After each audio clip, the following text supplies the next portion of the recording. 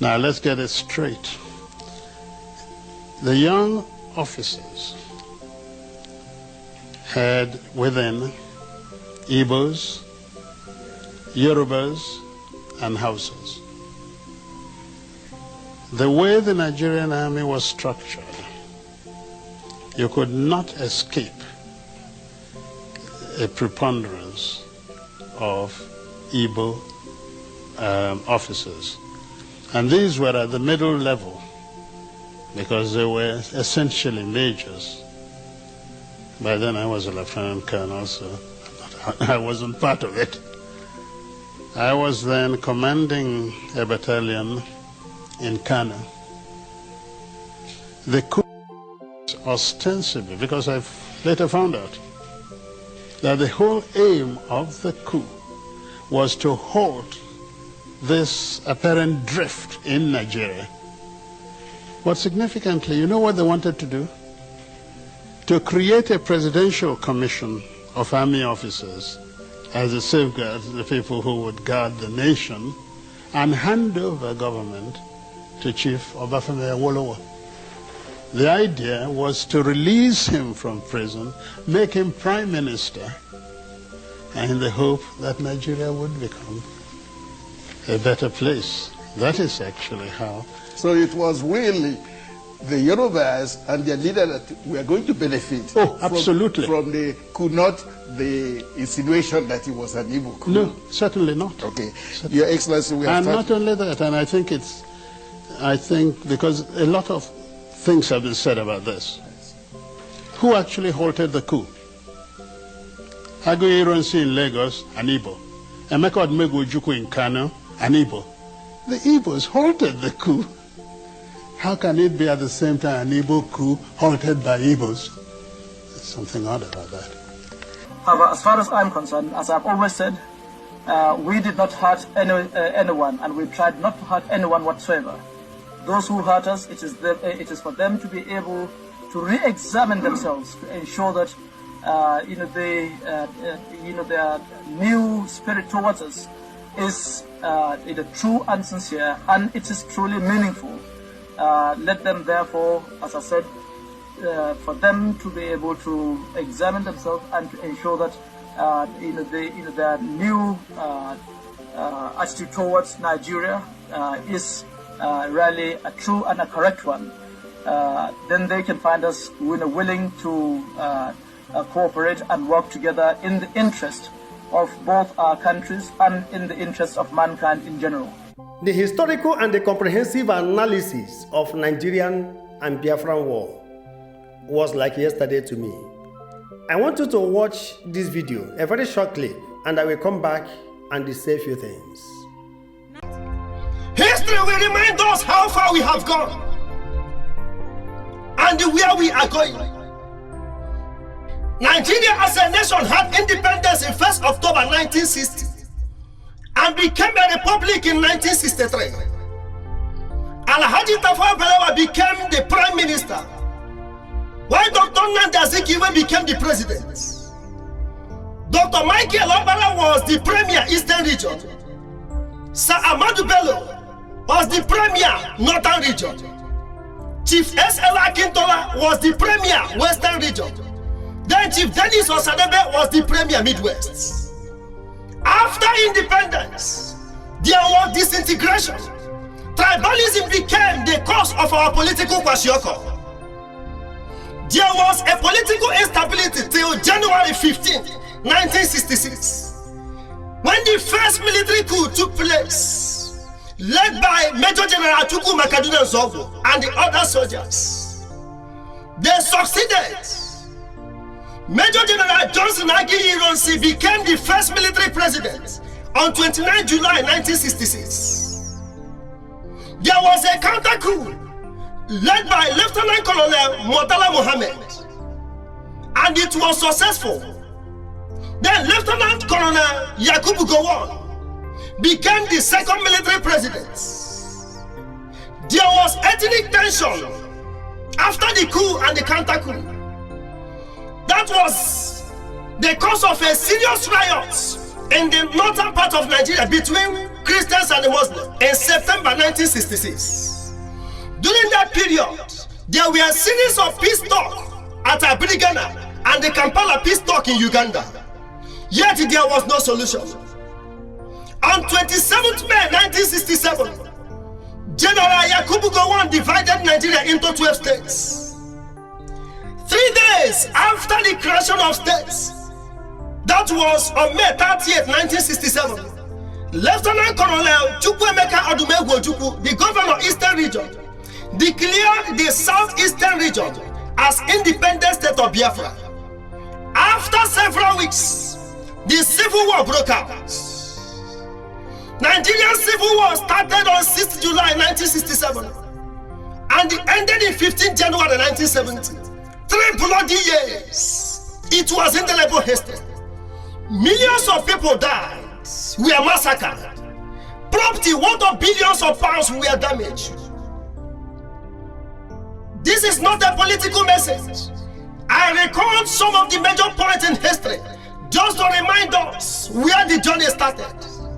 Nobody is permitted to take any unlawful action after listening to this message. That particular video was done in 2010 when Nigeria celebrated Golden Jubilee.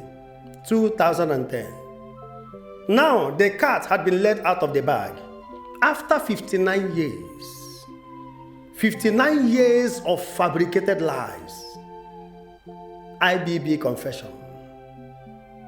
The question is, how is Nigeria today? How is Nigeria today? Lies will stay just for a while, and the truths will erupt and take its position to stand the test of the time. I have said it over and over again, that falsehood will never last, and the stolen crown is a mere cap. The tears and the blood of many innocent Igbos that were lowered into the graves cost this nation, and there is no room for arguments. I will not blame IBB for saying the truth, but those who still know the remaining parts of the truth and they keep quiet, they are guilty of blood, innocent blood. 20 pounds were given to all the rich men from the Igbo tribe. 20 pounds. Only those that had money in their accounts. 20 pounds. All the Igbo actors in that war were not integrated into Nigerian army after the war. Like Boko Haram members were done. Pensions were not paid to them. Many of them died in penury. They died out of hunger and in agony. We are talking about the sins of our fathers and our forefathers, which attract terrible consequences. And it doesn't need a romantic approach. That's why Justice Oputa opened Oputa panel to unravel some of these hidden mysteries. And Oputa panel was shut down with the federal might. Look down the southeastern Nigeria. No seaports. No international standard airports. Southeastern Nigeria appeared like a war zone, militarized since after the war till date. The official war was announced to be over, but inter-economic and the political war are still ongoing till date. This is a chapter of lamentation. Retired General Yakubu Gowon has a price to pay. He has something to say. He said no victor and no vanquished. Was that true? Evil has a price. What of the 3 R's? Reconciliation, rehabilitation, and the reconstruction. Were they achieved? Undiluted truth must be told with no apology, irrespective of those involved. No presidency to the Igbo since after the war. No vice presidency to the Igbos since after the war. No chief of army staff to the Igbos. No inspector general of police. No chief of naval staff. No chief of air staff. No secretary to the federal government to the Igbos since after the war. Watch how dilapidated all the federal roads are. Conscience is an open wound, and only the truth can heal it. The segregation and the marginalization did to the Igbos did not stop God's blessing towards them. It only affected our unity as it was before the war. But I know too well that no nation excels on the altar of injustice and the falsehood. That is the fate of this nation today as a result of these conspired lies and the heinous crimes against the Igbos. Intimidation, marginalization, made many people to change their surname just to secure job, to have employment. In spite of the Igbos' integral mind of nation development, which their individualistic efforts showcased their contribution in other regions, yet demolition became the result of that effort. Economic and political sabotage, Masob and IPOB came up as a result of inhuman treatment to the Igbos. Live ammunitions were used against the protesters, and many innocent youths were sent to their ancestors unnoticed. For over 10 years, Igbo youth started agitation. Thousands of lives were lost. Houses worth of millions of dollars were damaged. Thank God, the truth is out. That our youths are all over the world struggling to survive is simply because Nigeria is not habitable to them. Many drank mud water. Many their teeth were removed forcefully with no dental injection. Many were tied in the bushes and they decayed alive. The blood of the innocent has a voice. Genesis chapter 4, verses 9 to 10. Hope 93. Many Igbos lost their lives and their goods. Mohammed Cartoon 2005. Many Igbos lost their lives and their goods. Sharia law implementation 1999. Many Igbos lost their lives and their goods. This is the time of recompense. The ointment that will heal this wound, though the scar will be there because it's an indelible mark. Number 1, the release of all the political prisoners, Mazen Nadekano and the others. Number 2, total reconstruction of seaports and the airport. Business licenses confiscated from individual businessmen and women must be released. Number 3, the 3 R's. Reconstruction, reconciliation, and rehabilitation must be achieved with immediate effect. Number 4, state creation equality.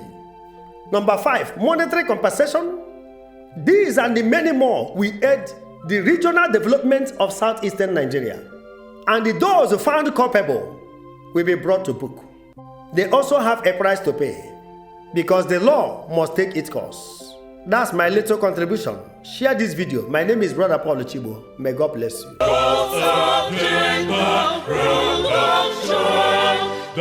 best of all.